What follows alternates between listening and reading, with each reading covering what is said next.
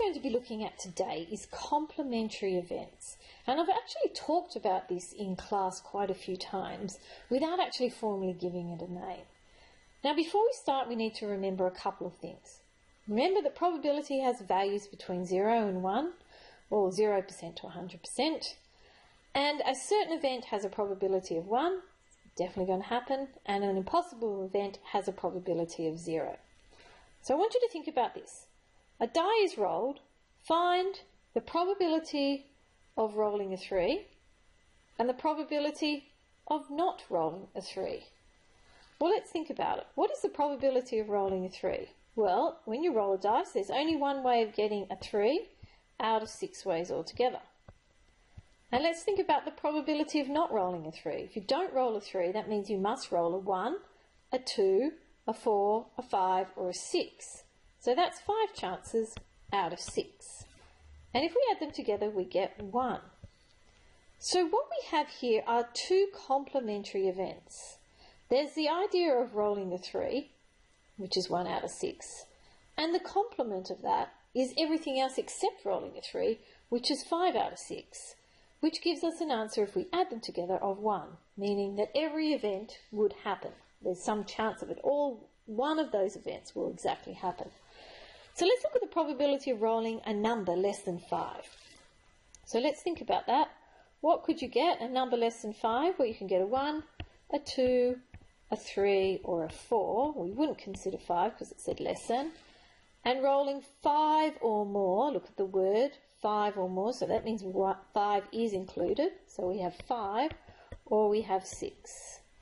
So let's look at that. A probability of rolling 5, we've got 4 chances out of 6 when we're rolling our dice. And we've now got 2 chances out of 6. And altogether that equals 6 out of 6, which is 1. So once again we have complementary events. There's a probability of rolling 5 or more, or the complement of that, which is rolling number less than 5. And this can be very, very useful for finding the probability of other things. Let me get the page back to the right place. The probability of an event not occurring. Rolling a 3 on a die, not rolling a 3 on a die are examples of complementary events. So, the probability of rolling a 3, we know, is 1 out of 6. And the probability of not rolling a 3 is 5 out of 6. But if you're asked to find the probability of not rolling a 3, that could actually be the same as 1 minus the probability of rolling a 3. 1 minus the 6th, which would give you 5/6. So I've put this more formally. The probability an event does not occur is 1 minus the probability the event does occur. And in terms of our notation, it's the probability of the event, and we usually put a hat on it or a line. Probability the event does not occur is 1 minus the probability of the event occurring. Now, you don't need to really remember all of that and all the terminology. You need to just be able to apply this in practice. So let's think about complementary events. For each of the following events, write down the complementary events. So tossing a coin and getting a head, so its complement must be getting a tail. If you toss the coin and you're getting a tail, that must be the complement. Rolling a dice and getting a number less than 5, well, the complement must be rolling a dice and getting 5 or greater. Or you could say getting a 5 or a 6. Selecting a heart from a standard deck of cards, well, the complement of that would be not selecting a heart, or you could say getting a spade, a diamond, or a club. So now we know what complement means in words. Find the probability of selecting all clubs, spades and diamonds from a pack of 52. So let's think about that. We want the probability of getting clubs, spades and diamonds from a pack of 52 cards. Well, that surely must be the same as 1 minus the probability of getting hearts, because that's the complement. The complement of clubs, spades and diamonds is hearts. So if I think about what is the probability of getting hearts, there's only 13 ways of getting hearts out of 52. So if I do 1 minus 13 out of 52, you're going to get 3 out of 4, 3/4. So I know there's other ways you could do it. I'd just like you to keep this in the back of your head that this can be an easier method in order to be able to do probability and find answers. So let's look at our last question. A ball is selected at random from a bag containing 5 green, 7 red and 2 yellow balls. Find the probability that the ball selected is yellow. So we're looking for the first part, the probability of yellow. And this is a nice standard probability that we did a few days ago.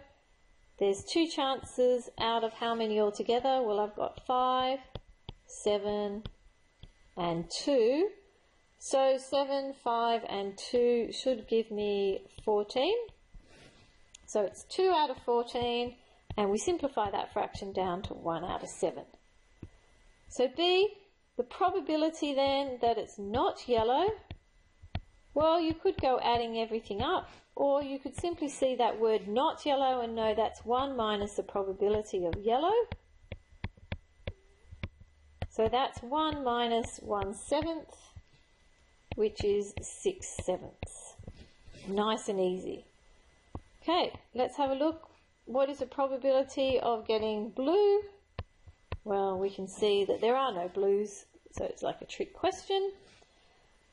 D, what is the probability of not blue? Well, the probability of not blue, surely that's 1 minus the probability of blue, which is 1 minus 0, so it's everything else, so we should know that that's 1. Part E, probability of not red. So the probability that it's not red, well, you should all have alarm bells ringing now as soon as you've got that 1, that not, so that's 1 minus the probability that it is red. So that's 1 minus the probability of red. Well, there's 7 red out of 14. So the answer to that is 7 out of 14, which simplifies down to a half. F, we're looking for the probability of not red and not green.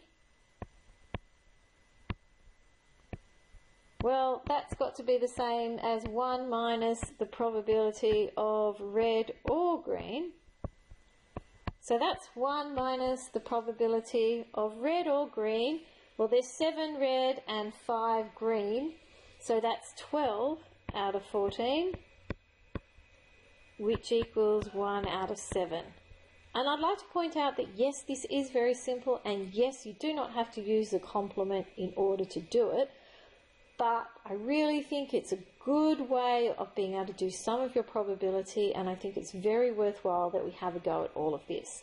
So your work today is to do exercise 504, page 214, and if you have any questions, I should be back later in the week.